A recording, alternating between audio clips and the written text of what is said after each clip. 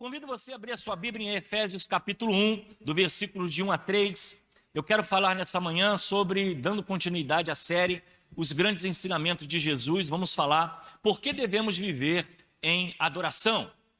E eu quero dizer que muitas vezes quando você ouve falar adoração, as pessoas ligam a cântico, a música, mas não é só. Adoração é vida, adoração é prática, adoração é testemunho, adoração é serviço. Adoração é fidelidade a Deus em tudo que fazemos. Então, quando você serve a Deus, você está adorando. Quando você cumpre o seu papel sendo fiel a Deus, você está honrando, você está exaltando ao Deus que você serve. Então, a adoração, ela não está apenas voltada ao cântico, mas também ao serviço, à fidelidade, ao testemunho, ao amor a Deus e à prática que nós, então, vivemos. Dá para projetar aí o texto bíblico? Efésios capítulo 1, de 1 a 3. Muito bem. Diz assim o texto: Paulo, apóstolo de Jesus Cristo, pela vontade de Deus, aos santos que estão em Éfeso e fiéis em Cristo Jesus, a vós graça e paz da parte de Deus, nosso Pai, e do Senhor Jesus Cristo. Bendito Deus e Pai do nosso Senhor Jesus Cristo, o qual nos abençoou com todas as bênçãos espirituais nos lugares celestiais em Cristo. Que o Senhor assim nos abençoe com essa palavra.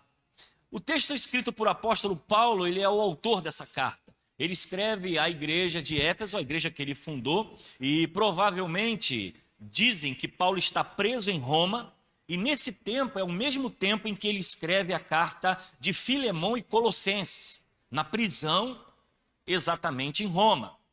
A carta ela se divide em duas partes. A primeira metade ela é voltada para a doutrina, a visão de Deus, a visão do Espírito Santo. E na segunda parte dessa carta de Éfeso, vai fazer uma exortação ao comportamento ético e moral do cristão. Então veja que essa carta ela é tão interessante porque ela junta as duas coisas, a teoria e a prática, a doutrina e a vida, o conhecimento de Deus e a vida neste mundo.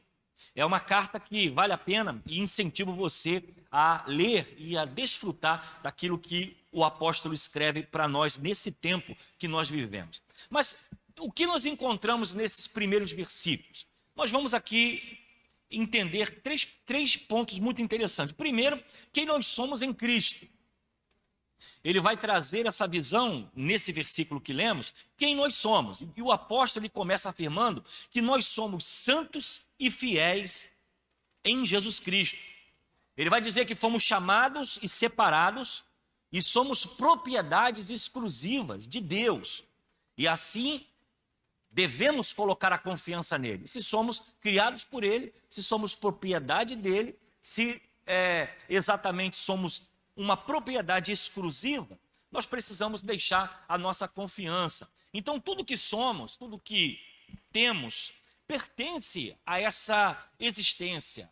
Que pertence a essa existência, foi Deus que nos deu. Então quando nós entendemos a nossa vida cristã hoje, aonde você está, aonde você mora, o que você faz, qual é a sua profissão, os patrimônios que você tem, entenda que você é propriedade exclusiva de Deus e que Deus te abençoou e tudo que você tem nesse mundo, nessa terra, foi Ele que te deu e é Ele que te sustenta. E quando nós pensamos assim, a nossa caminhada fica mais leve, porque nós vamos entender que diante de tanto problemas, de tanto dificuldade, luta, nós temos um Deus que cuida, que ampara e que nos abençoa. Então, encontramos nesses versículos algumas características importantes para exatamente basearmos naquilo que nós estamos aprendendo nessa manhã sobre adoração. Uma outra característica é que nós temos bênçãos em Cristo. E ele vai dizer: temos a graça e a paz. E ele vai dizer exatamente no versículo 2: e vos deu a graça e paz da parte de Deus, nosso Pai. Então, servir a Cristo, viver em Cristo, nós temos benefícios com isso. O que é? Exatamente vivermos e recebemos dele a paz.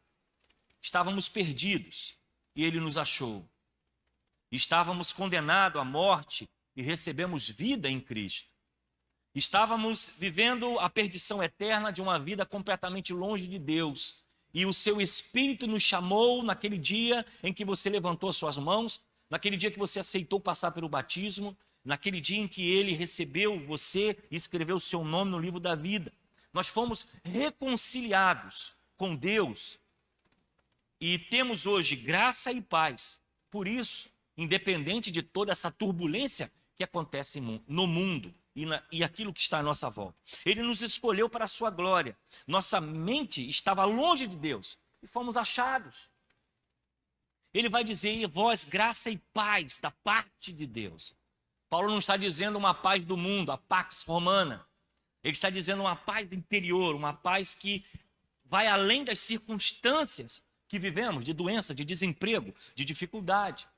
Não é uma paz produzida por homens, é uma paz produzida por Deus. Então, nós somos em Cristo santos e fiéis, nós temos em Cristo a paz e a graça, e também onde nós nos encontramos. Nós somos um povo escolhido e separado, os cristãos, que foram lavados e remidos no seu sangue. Nós temos dois tipos de igreja: a igreja que está no Gramacho. A igreja segunda está localizada no Gramacho. Mas temos também a igreja que ela é universal, é a igreja dos salvos. Nós fazemos parte também dessa igreja, desse grupo separado, escolhido, exclusivo. O que nós precisamos entender, infelizmente, é que nós vivemos num tempo em que o povo perece por falta de conhecimento. As pessoas caminham para a igreja, vivem a vida cristã, pegam a Bíblia e não sabem quem são. Não sabem quais são as promessas, não conhecem a realidade da sua vida. Então, nesse pequeno texto que Paulo lê, que Paulo escreve para a sua igreja, ele vai dizer exatamente a posição que nós estamos. Quem nós somos em Cristo? Santos e fiéis, separados, exclusivos.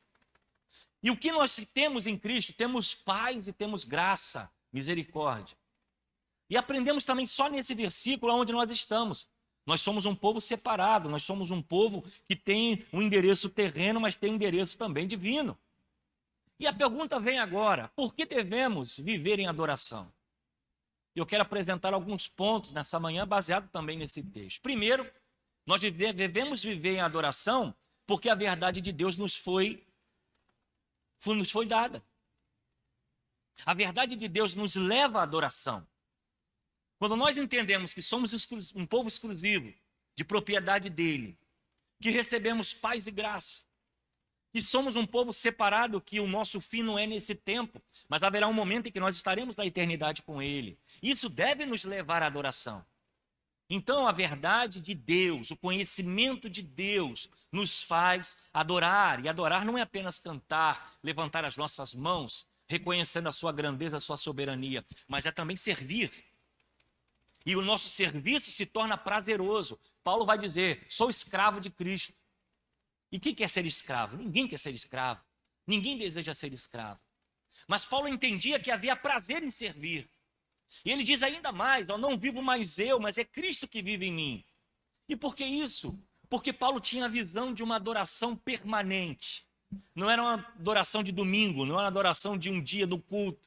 Não era adoração de ensaios e de conjuntos, de grupos, de coral, de louvor, e aplicar 2 horinhas do culto e depois ir para casa. Não. Paulo entendia que a sua vida era uma plena adoração, era uma adoração constante. Que tudo que ele fazia e tudo que ele realizava é para a glória e para a graça de Deus. E ele vai dizer: não vivo mais eu, mas Cristo vive em mim. O nosso maior problema como cristãos continua sendo a falta de conhecimento. Se sabemos quem somos e o que temos em Cristo, nós precisamos deleitar nele. Ser cristão não é apenas frequentar uma igreja. Ser cristão não é apenas ter uma Bíblia, vir para o culto domingo. Ser cristão é viver um tempo de adoração permanente, independente das circunstâncias que estão à nossa volta. Bendito Deus e Pai do nosso Senhor Jesus Cristo. E aí nós vemos aqui Paulo dizendo que a adoração e o louvor devem ser a nossa marca, a marca do cristão. Apesar da pobreza, apesar da dificuldade, apesar dos açoites, das prisões, até a morte, os primeiros crentes tinham e enfrentavam as arenas, sendo devorados por leões, perderam suas cabeças, viram seus filhos sendo degolados e mortos. Mas entoavam, diz a história primitiva, de que eles entravam na arena louvando a Deus. Enquanto os leões devoravam seus filhos, arrancavam braços, pernas, eram arrastados pelas forças dos animais. Aquele povo cantava e adorava, por quê? Porque a sua adoração não estava limitada a essa vida terrena.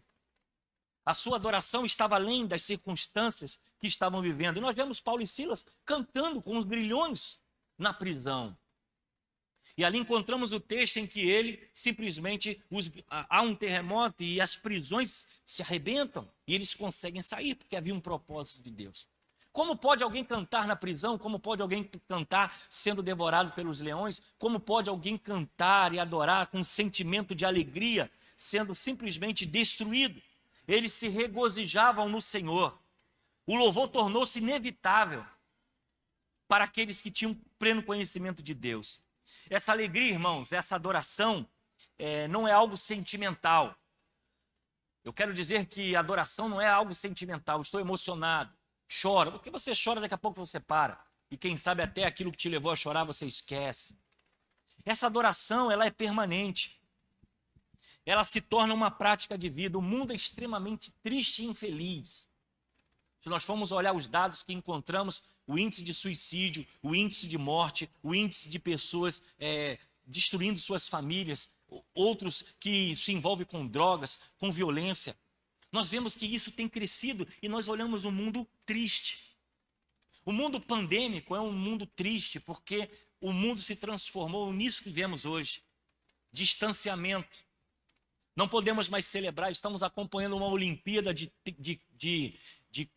estádios vazios. Que tristeza. Porque o mundo se transformou em um grande ambiente de tristeza e morte. E o que nós observamos é que a adoração, ela precisa estar além daquilo que vivemos. As pessoas vivem murmurando, reclamando, infelizes, descontentes com o que têm e com o que possuem. O conhecimento da verdade, ele deve encher o nosso coração de alegria.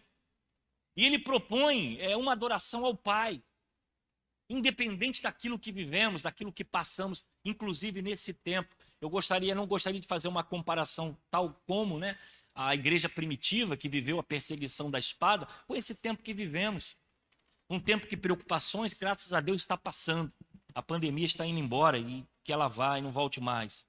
Mas o louvor, o serviço, a adoração é o principal objetivo da nossa vida como cristãos. A nossa fé precisa estar além daquilo que vemos, de que vivemos, e era assim o conceito de Paulo para a igreja. Era esse o conceito dos cristãos que estavam sendo mortos e sendo devorados pelos leões nas arenas.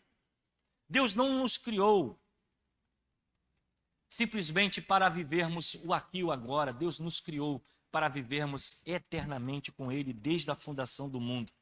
Ele é digno de toda adoração. Antes do mundo ser formado, Ele viu você.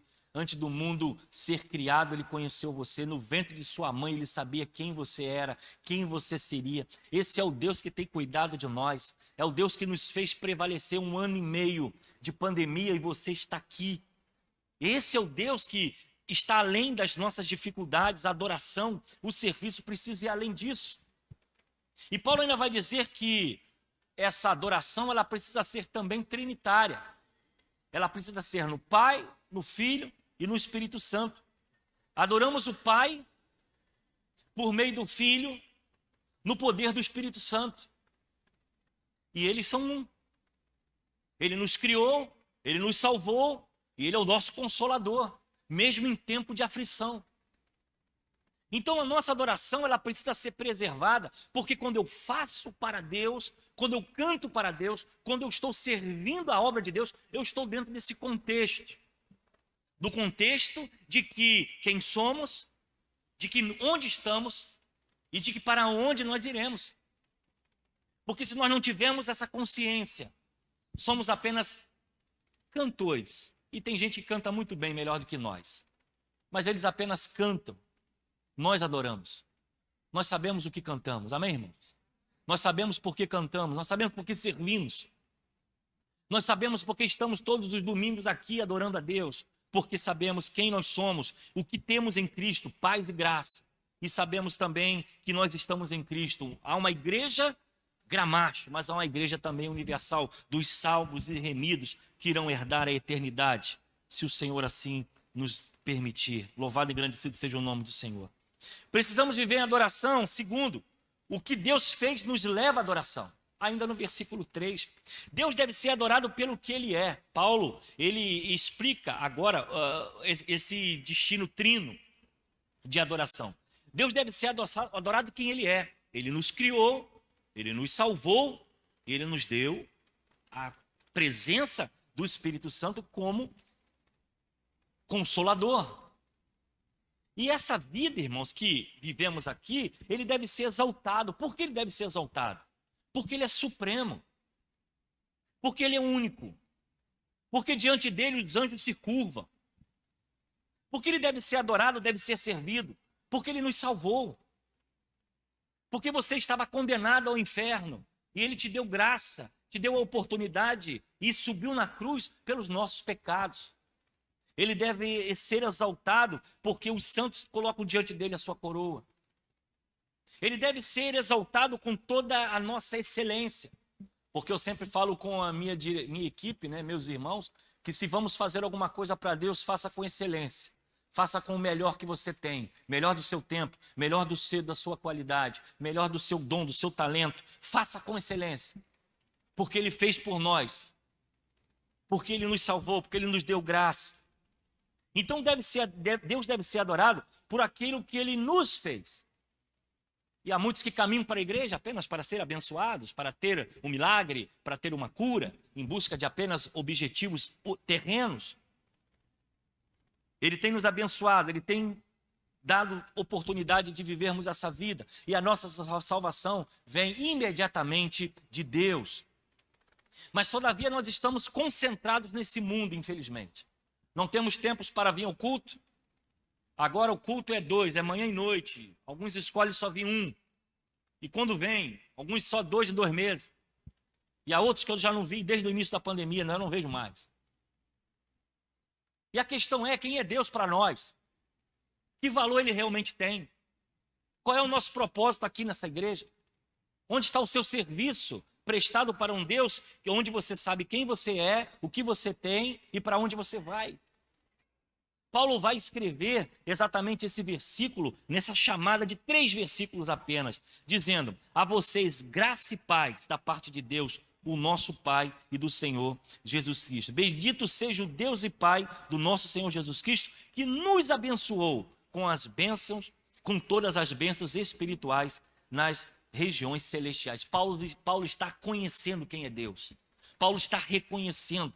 E ele foi um grande discípulo, um grande mestre, 13 cartas, sofreu, doutrinou, orientou a igreja, renunciou sua posição de perseguidor para se tornar perseguido. E ele foi o exemplo de um homem que se dedicou e honrou a Deus em todos os seus momentos. Antes de criar o mundo, Deus fez uma aliança, um ajuntamento, de salvar você. Você é salvo pela graça. Você é salvo porque o Senhor te encontrou. Ele te escolheu, Ele te separou, Ele tocou em seu coração para que você hoje tivesse graça e paz, vida eterna, salvação. E mesmo no meio dessa pandemia, dessa dificuldade econômica, social que vivemos, Ele continua fazendo a obra em nossa vida. Ele continua nos abençoando, Ele continua sendo aquele presente. Estarei convosco todos os dias até a consumação do céu. Terceiro, porque devemos viver em adoração. Além de saber a verdade de Deus, nos leva à adoração. Além de entender do que Ele fez por nós, nos leva à adoração. A natureza das bênçãos nos leva à adoração. Antes de considerarmos as bênçãos, nós precisamos considerar o abençoador. A ordem é extremamente importante. Por causa dessa visão que temos de ser abençoado é ter, ser abençoado é ter dinheiro, é ter riqueza, é ter bens materiais, uma visão consumista que o mundo entra na igreja e aplica no coração dos crentes, porque entende que ser abençoado é ter dinheiro, ter casa bonita, ter emprego importante. As pessoas começam a ver a natureza da bênção de Deus pelas coisas materiais, infelizmente, provocadas até por alguns líderes religiosos, que vai colocar Deus como um prestador de serviço. Você precisa, vem aqui e você recebe. Como se Deus fosse um empregado. A primeira pela qual nos vêm as bênçãos de Deus, vem através de uma vida alcançada por Jesus Cristo. Eu nunca vi tanta gente com medo de morte como nesse tempo. Eu vi cristãos perderem a sua estrutura emocional e psicológica. Eu testemunhei pessoas que entraram em pânico por causa da morte. É claro que ninguém quer morrer. É claro que a morte é um mistério para todos nós. Ninguém passou pela morte e voltou. Mas a palavra de Deus é repleta de esperança. Ela diz que a morte não é o fim para nós. A morte não é o fim, é o início de uma vida com Deus, ou uma continuidade de uma vida com Deus a partir dessa terra. Mas o que nós deparamos são pessoas que não entenderam qual é a bênção de Deus. Que vivem uma vida cristã, carregam a sua Bíblia, mas não têm a menor noção. Todas as bênçãos que desfrutamos como cristão vêm de Cristo. A sua saúde é Deus que te dá. A sua roupa, a sua casa, foi Deus que te deu. O seu alimento que chega na sua casa, não sei qual é o tipo de alimento, se é um bacalhau bem gostoso, se é um camarão bacana, ou se quem sabe é um ovo cozido, que eu amo muito. E digo aqui de coração, tem gente que não acredita, eu troco um bife por um ovo. E minha esposa sabe disso. Amo. Come muito, faz mal.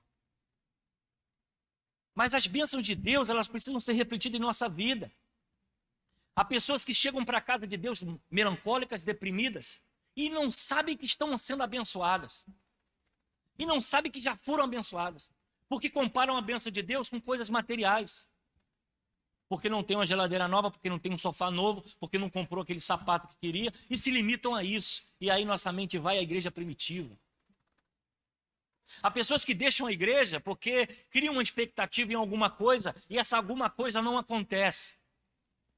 E aí vem o processo de se frustrar com Deus. E aí se afastam do caminho. Porque um casamento acabou, porque um namoro acabou, porque queriam uma posição e não teve. Porque houve algum desentendimento na vida cristã. E aí sua mente vai à igreja primitiva. E aí você começa a ver, imaginar, quando você lê o texto de Atos e quando você lê a história dos mártires da igreja, você se depara com gente que sofreu, apanhou, viu seus filhos morrerem, foram degolados, foram queimados, jogados em óleo quente e entravam adorando a Deus. E entravam cantando e servindo a Deus. Toda a bênção está nele e não vem de nenhuma outra fonte. O seu trabalho, você acordar pela manhã, você levantar, ver seus filhos, seus netos, sair, respirar. Essa bênção vem dele. É ele que te dá. O coração que bate todos os dias, cada minuto no seu peito, você não tem controle sobre ele, eu não tenho controle sobre o meu. Porque um dia quando ele se irmar de parar, ele vai parar. E eu não vou poder fazer nada. Não importa o seu dinheiro, não importa a sua posição, o seu diploma, quem você é. Precisamos resgatar o nosso sentimento de adoração. Sentimento de adoração que vai além daquilo que vemos. Buscar bênçãos espirituais em qualquer outra pessoa, em qualquer outro caminho, em qualquer outra religião, é negar a Cristo. A nossa vida, nossas bênçãos, tudo que temos é o Senhor que nos dá. Ele é o caminho, Ele é a verdade, Ele é a vida, Ele é a videira verdadeira, Ele é o bom pastor, Ele é a plenitude da divindade. É nele que se esconde todos os tesouros da sabedoria e do conhecimento.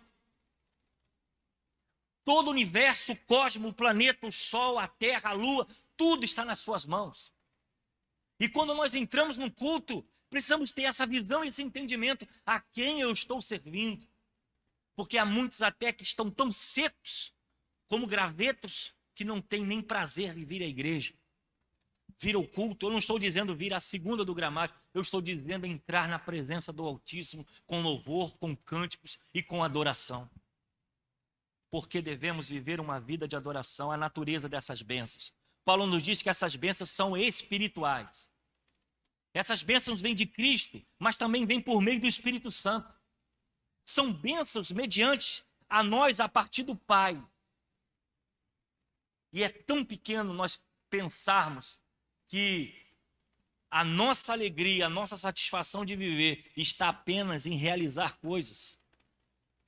é simplesmente limitarmos a Deus a uma coisa muito baixa. A aplicação da obra de Cristo é feita pelo Espírito Santo. Seu propósito é glorificar o Senhor Jesus em nossa vida. Ele foi concebido pelo Espírito Santo, recebido, abençoado pelo Espírito Santo no seu batismo. Eu falo de Cristo. E ele subiu à cruz dizendo: Pai, perdoa porque eles não sabem o que fazem. E a partir desse momento o véu se rasgou e hoje temos acesso a Deus. Não precisamos de intermediário, não precisamos de santos, não precisamos de líderes, não precisamos de... Nós podemos ter acesso diretamente ao Pai. E isso é uma grande bênção. Temos hoje o poder de orar e pedir a Deus socorro e Ele vem ao nosso socorro. Temos a oportunidade hoje de viver a dor, o sofrimento, a angústia e dobrarmos os nossos joelhos e falarmos com Ele e vermos o milagre acontecer. Não porque merecemos, mas porque é graça sobre nós. E se isso não nos traz motivo de adorar, o que nos traz? De ser fiel a Deus com nossos dízimos e as ofertas, que deveria ser um prazer e não um peso para ninguém. Fazer isso em primeiro lugar devia ser um sentimento de querer ver a obra de Deus avançar. Se prontificar e colocar, estou aqui, o que precisa fazer na igreja, eu estou à disposição, deveria ser um prazer e não um peso. Que muitas vezes nós buscamos, você pode ajudar? Não posso. Você pode ajudar? Não tenho tempo. Você pode ajudar aqui? Não quero.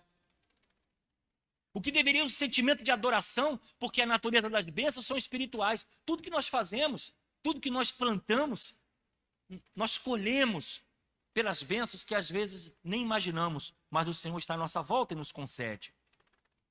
O lugar onde essas bênçãos estão concentradas também está no versículo 3. Paulo diz que somos abençoados nas regiões celestiais. No Antigo Testamento as bênçãos eram mais materiais e físicas.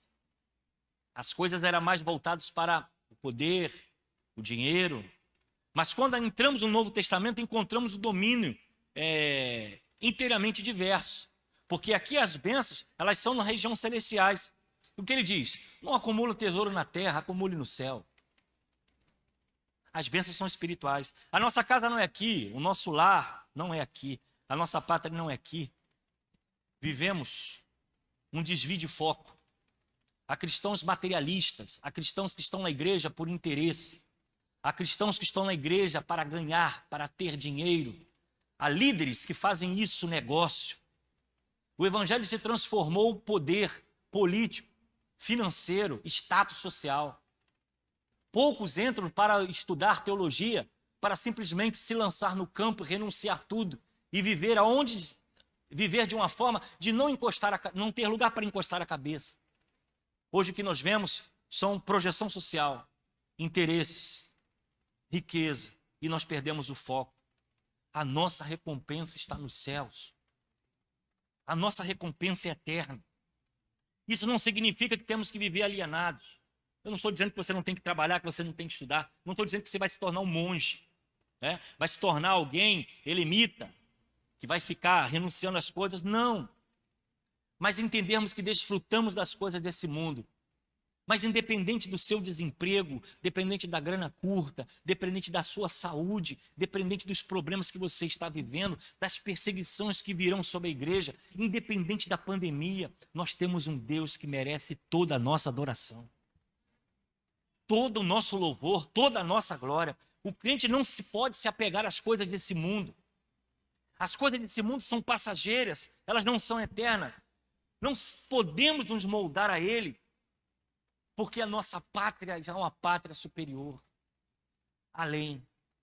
E é por isso que nós temos que ter muito cuidado nesse tempo que vivemos, tempo de sedução, tempo de favores, onde o evangelho se mistura com o poder político, onde o evangelho se mistura com a cultura pop, quando o evangelho se mistura com aquilo que é da moda, que é da hora, quando o evangelho se transforma simplesmente em algo de ascensão social e aí nós lamentamos quando nós olhamos para trás e entendemos que Deus não é nada disso. Quando olhamos para a história da igreja e vemos que Deus não é nada disso. O que essa geração precisa entender é que, independente de tudo que está à sua volta, nós precisamos viver uma vida de adoração. Está doendo?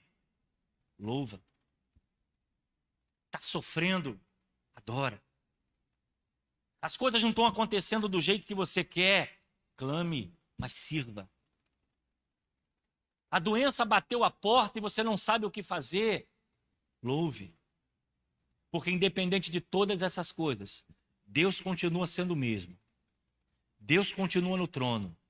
E Ele continua sendo um Deus de amor, que cuida de você independente das circunstâncias que você passa. Por isso, nessa manhã, por que devemos adorar? Porque o nosso Deus continua no trono. As suas promessas não caíram. As suas promessas estão de pé sobre a sua vida, sobre a sua família. E nem a morte pode tirar de você aquilo que o Senhor já te garantiu. Louvado e engrandecido seja o nome do Senhor. Desejo a você uma semana vitoriosa. E logo mais à noite teremos uma outra palavra para a sua vida. Se você sentiu o desejo de voltar, volte para se alimentar um pouco mais. Mas mude o foco da sua adoração. As circunstâncias à nossa volta não podem mudar a nossa fé e nem o sentimento que temos sobre Deus. O comodismo que está sendo instalado na igreja hoje, nas igrejas hoje, e nós estamos observando, é de cristãos que perderam o foco exatamente de quem Deus é. Deus se tornou apenas uma linha filosófica dentro da vida da pessoa. Ela não se tornou mais o centro, o objetivo principal. E oro a Deus que a nossa igreja caminhe nesse sentido, de servirmos a Deus pelo que Ele é, de entendermos o que recebemos dEle, graça, porque foi a salvação, e paz, mesmo em tempo de guerra. E entendermos que a nossa pátria não é esta. A igreja do Gramacho está no Gramacho, mas existe uma outra igreja, qual a Igreja Universal compõe os salvos em Cristo, que um dia, mais cedo ou mais tarde, nós estaremos diante dele, porque essa é a nossa fé, essa é a nossa crença. Adore, sirva, coloque Deus em primeiro lugar e você vai ver Deus agindo plenamente em sua vida. Foi esse o recado de Paulo para a igreja de Éfeso. E esse é o recado da igreja, do Espírito Santo de Deus, para a segunda igreja batista em Gramacho. Feche seus olhos e vamos falar com o Senhor. Pai querido, nós louvamos o teu nome, porque tu continuas sendo o mesmo, apesar das nossas mudanças. Apesar das nossas fraquezas, apesar das nossas limitações. Tu continua, Deus, sendo Deus de promessa. Tu continua sendo Deus de graça. O Deus que empenha a sua palavra em cuidar de nós e nos receber como filho. Nós pedimos perdão pelas nossas fraquezas, pelas nossas, ó Deus, situações em que nos colocamos entre dois caminhos. Nos ajuda, Deus, a afirmar a nossa fé. E que nada e nem ninguém possa tirar de nós a alegria de te servir. Que a nossa fidelidade esteja em primeiro lugar. Que o nosso serviço esteja em primeiro lugar. Que a nossa gratidão esteja em primeiro lugar. E no tempo certo, quando fecharmos os olhos nesse mundo, possamos estar preparados para receber, ó Deus, e entrar nas mansões celestes, garantidas assim na tua palavra. Abençoa a segunda igreja batista em Gramacho. Toma cada um em tuas mãos. Dê uma semana de paz, de alegria. Livra do homem mau, do violento. Ó Deus, e mesmo diante das dificuldades, os teus filhos possam adorar e servir, sabendo que o Senhor não muda e tu tens o propósito para cada um de nós. É o que eu oro e te agradeço no nome santo de Jesus. Amém. Que o Senhor nos abençoe, que o Senhor nos dê um domingo de paz. Agora é a hora do almoço. Deus abençoe você que está pela internet, Deus abençoe também. Logo mais à noite, 6h30, 18h30 estaremos de volta. E novamente reforço aqui, segundo domingo de agosto, retornamos com a escola dominical, 9 horas da manhã, classe única. Já estou avisando para todo mundo chegar preparado, tá bom? Deus abençoe a todos, com oração silenciosa, nós encerramos o culto dessa manhã. Tenha aí um almoço e uma tardezinha de descanso em Cristo.